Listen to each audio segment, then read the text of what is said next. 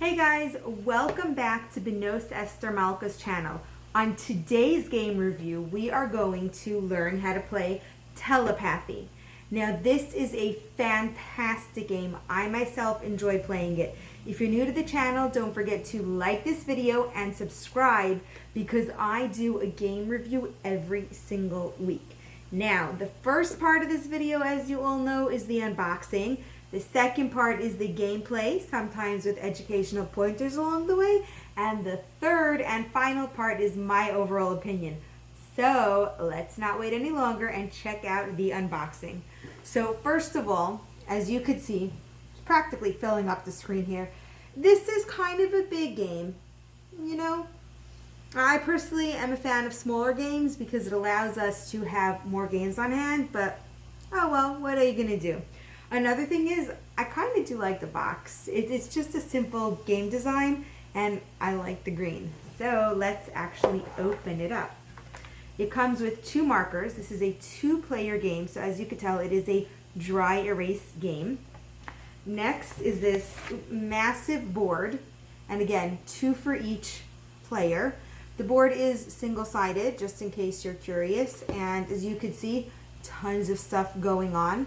The top of the board has these colors and shapes, and you'll understand once we start playing the game.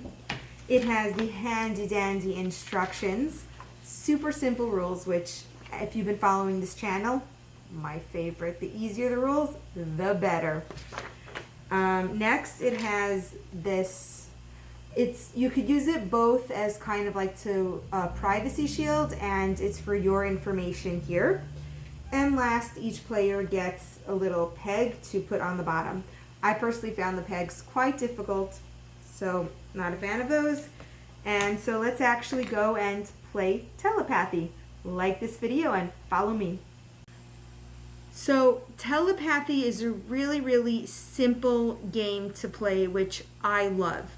The first thing is the player gets a board and they have to choose which box they are going to pick. For example, if I, let's say, choose this pink moon over here, then my box is G1. Now I would fill out the data on my board over here. So my row is G and my column is 1. I would fill out G1. I would circle the moon as a reminder to myself, and then of course I would circle pink as another reminder to myself. Now, like I said before, the privacy shields don't really work. The pegs on the bottom, they never stayed up. So just for me, I would either A, hold it up here as privacy, or B, just hold it in my lap or keep it down and just have it memorized. So the first player goes, and as you could see, they have 1 question to ask. So this question could be, is it a diamond? Now I know it's not a diamond, so I would tell the other player no, and they would, it's not a diamond. Is it blue? No. Is it in column 9? No. Is it in row L? No. And as you could see, it's a simple game of process of elimination.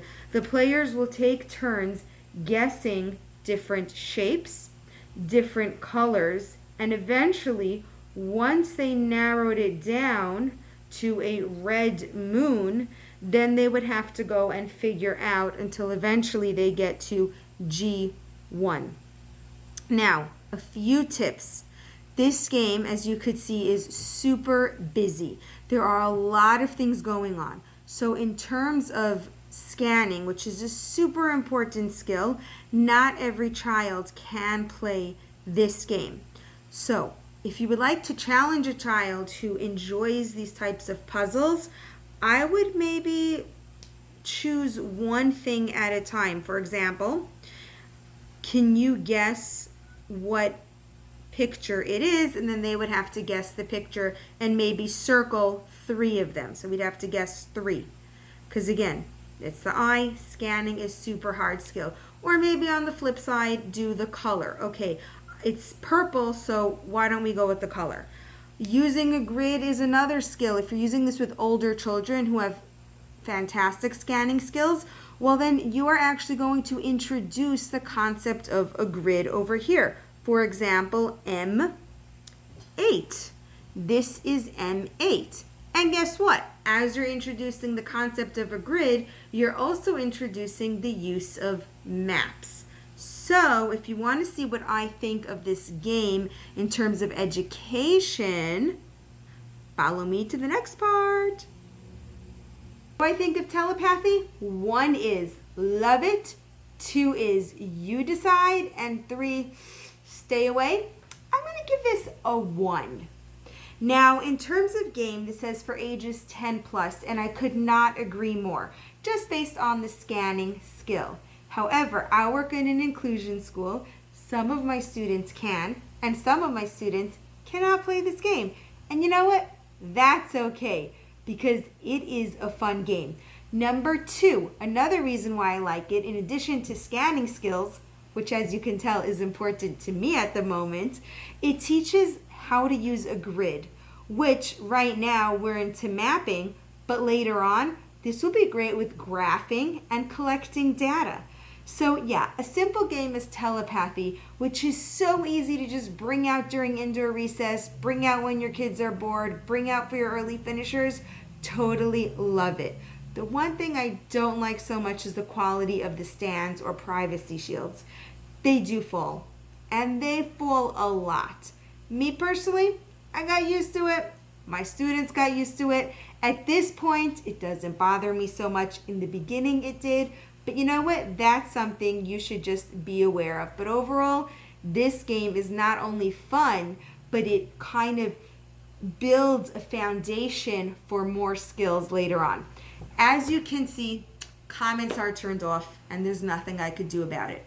But if you check out all the links below, first link is of course to telepathy, because if you felt this way about it, definitely add it to your school.